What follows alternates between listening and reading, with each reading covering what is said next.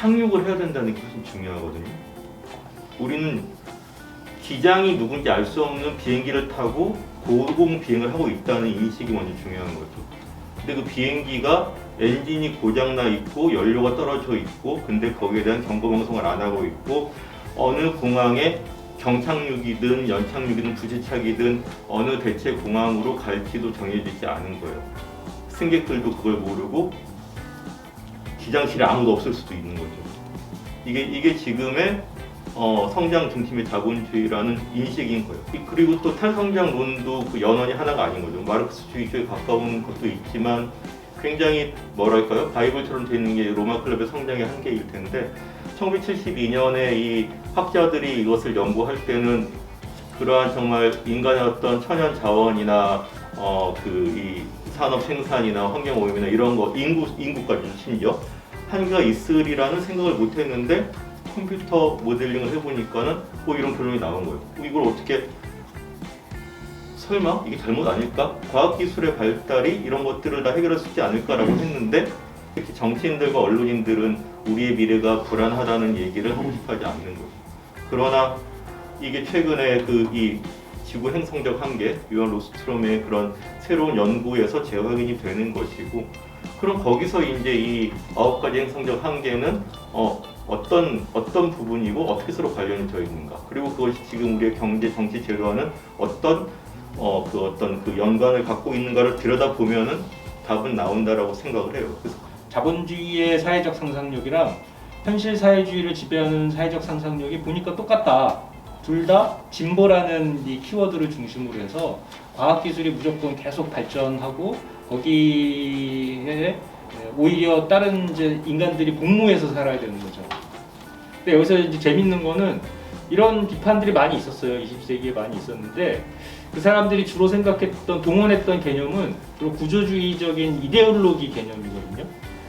그러니까 진보주의 이데올로기를 비판한다 그러면은 자본주의와 현실사회주의의 공통된 이데올로기에 대한 대안 이데올로기를 제시를 해야 되는 거죠.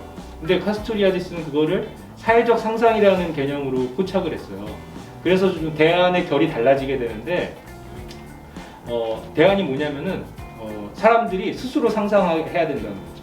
이게 이데올로기가 아니라 상상이라는 축을 통해서 비판을 전개했기 때문에 그럼 어떻게 상상해야 되냐? 사람들이 뭐 한 평생 살다 가는데 목표는 좋은 삶을 사는 거 아닙니까? 괜찮게 사는 것처럼 살다 가는 거 아니에요?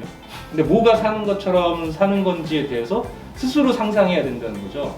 근데 또 이거를 그냥 뭐 아주 낭만적으로만 얘기할 수가 없는 게 사람들이 그렇게 상상할 수 있도록 제도가 갖춰져야 돼요. 그런 상상을 억압하거나 막 왜곡하는 그런 제도가 있으면 사람들이 상상을 하고 싶어든지 못하는 거거든요. 그렇기 때문에 이 사람이 새로운 사회적 상상의 제도를 구축해야 된다. 뭐 이런 이제 결론으로 갔고.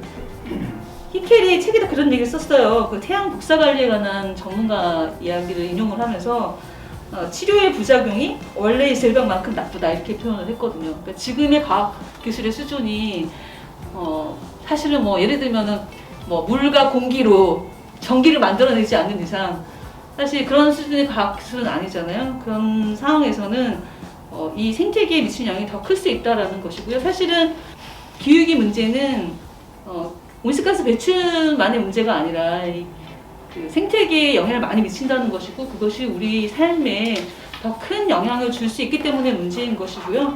탄소 포집에 관한 기술도 마찬가지고 그 다음에 이제 이렇게 형층권에 에어로졸을 뿌리는 것도 그렇고 지금 아까 말씀드린 바다에 그 철분을 뿌리는 것도 마찬가지고 어느 하나 지금 안전성이라든지 그러니까 생태적 안정성이죠. 안정성이 보장된 것도 없고 되게 불확실하다는 것이죠. 생태계 파괴로 영향을 크게 미칠 것이라는 점에서 우려하는 것이고요. 사회적 충격 없이 연착륙할 수 있는 방법이 뭐냐, 이행할 수 있는 방법이 뭐냐, 이게 중요한데 이 책에서는 4장에서 5가지를 얘기합니다. 첫 번째는 경제 성장이 없는 상태의 그린 뉴딜, 그 다음에 보편 기본 정책이라고 하는데요. 크게 세 가지. 하나는 보편 기본소득, 한국에서도 지금 얘기가 되고 있죠. 또 하나는 보편 기본 서비스, 예를 들면 뭐 교육, 의료 이런 겁니다. 이런 거를 이제 기본 서비스로 해주자는 거죠. 뭐 돈을 낼 필요 없다는 거죠. 그다음 보편 돌봄 소득이라고 또 보편 기본 정책이 들어가 있고요. 그 다음에 세 번째는 노동시간 단축. 지금 정의당에서 주 4일 노동 그 얘기하고 있죠. 이제 노동시간 단축. 그 다음에 그리고 또 하나 중요한 게 커먼스입니다. 커먼스 이분들의 강력한 주장 중에 하나는 커먼스를 계속 확대해 가야 된다는 거예요. 그리고 이제 그 커먼스를 확대하는 방법도 개인들이 계속 참여해서 커머링 경험을 축적해가고 공유하는 그런 걸 강조하고 있고요.